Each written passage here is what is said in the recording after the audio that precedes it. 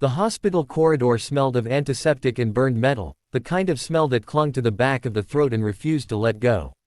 It was close to midnight when they wheeled him in, wrapped in blood-soaked sheets, alarms screaming as if the machines themselves were panicking. The nurse on duty barely had time to look at his face before the trauma team pushed past her, shouting orders. But she saw enough to know this wasn't a normal patient. His body looked like it had been torn apart and stitched back together by violence alone. Bullet wounds dotted his chest, arms, and legs, too many to count at first glance. Her name was Emily Carter, and she had been a nurse for 7 years. She had seen car wrecks, knife fights, and gunshot wounds, but never anything like this. 40 bullets, she would later learn. 40. It didn't make sense that he was still alive. They worked on him for hours. Surgeons dug metal fragments from muscle and bone, transfusions came and went, and Emily stayed at his side, passing instruments, holding pressure, wiping blood from his skin.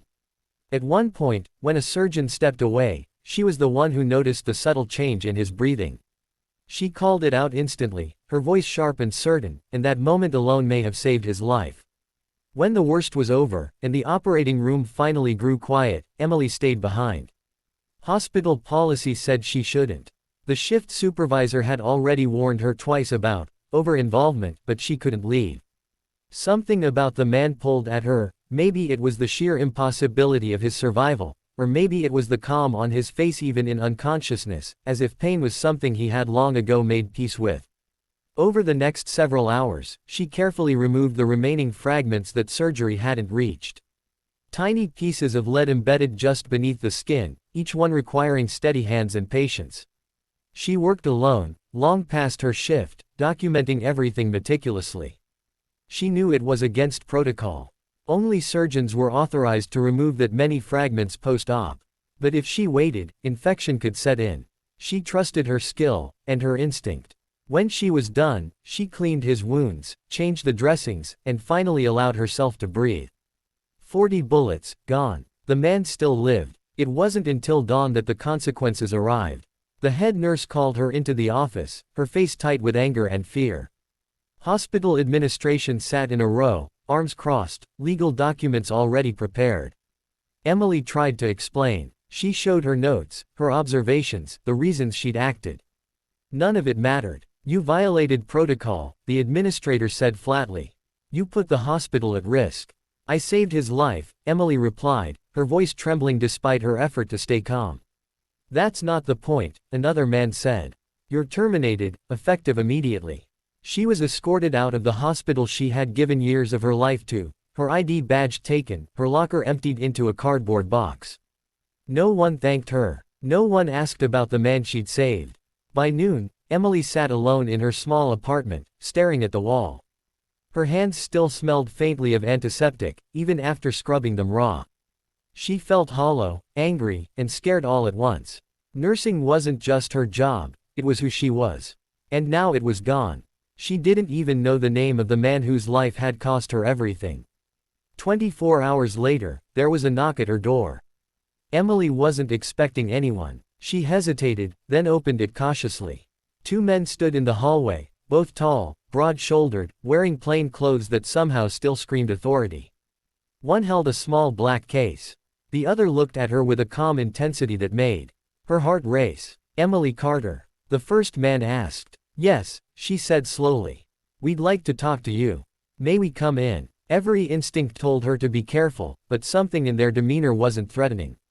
She stepped aside. They entered her modest living room, glancing around briefly before focusing on her again. The man you treated last night, the second man said, his name is Commander Jack Hale. Emily blinked. Commander. He's a Navy SEAL, the man continued. One of ours. And he survived because of you. Her throat tightened. She hadn't known, but somehow she wasn't surprised. He was part of a classified operation, the first man added. He took enemy fire protecting his team. 40 rounds. No one expected him to make it. Emily swallowed hard. I lost my job because of him. The men exchanged a look. That won't stand, the second man said quietly. They explained that Jack had regained consciousness earlier that morning. Despite being barely able to move, he had demanded to know who the nurse was who stayed with him after surgery. When they told him what had happened, his reaction had been decisive. Jack Hale wasn't just any Navy SEAL.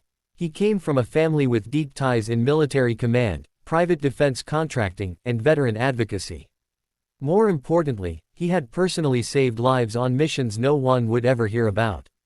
And he never forgot someone who saved his. The man with the case opened it and slid a folder across the table. Inside were documents, official-looking and stamped with seals Emily didn't recognize. "We can't undo what the hospital did," he said. "But we can make sure you never regret doing the right thing."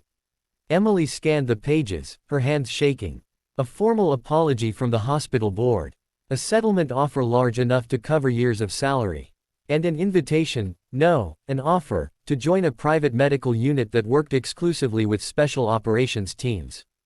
The pay was more than double what she'd earned before. The benefits were unreal. She looked up, stunned. "This feels unreal." The second man smiled faintly. "Welcome to Jack Hale's version of gratitude." As if on cue, Emily's phone buzzed. An unknown number. She answered cautiously. "Hello, Emily," a rough but steady voice said. "This is Jack." Her breath caught. "I don't remember much from last night," he continued, "but I remember you. You stayed when you didn't have to. You chose my life over your comfort. I heard what it cost you." She closed her eyes, emotion flooding her chest. "I won't let that stand," Jack said firmly. "People like you are rare. And we take care of our own." Tears slipped down her cheeks, unbidden. "I was just doing my job." "No," he replied. "You were doing more than that. And I owe you my life." When the call ended, Emily sat in silence, the weight of the last 24 hours crashing down on her all at once. She had gone from respected nurse to unemployed liability, and now she stood at the edge of a life she'd never imagined. Outside, the city moved on as if nothing had changed. But for Emily Carter, everything had.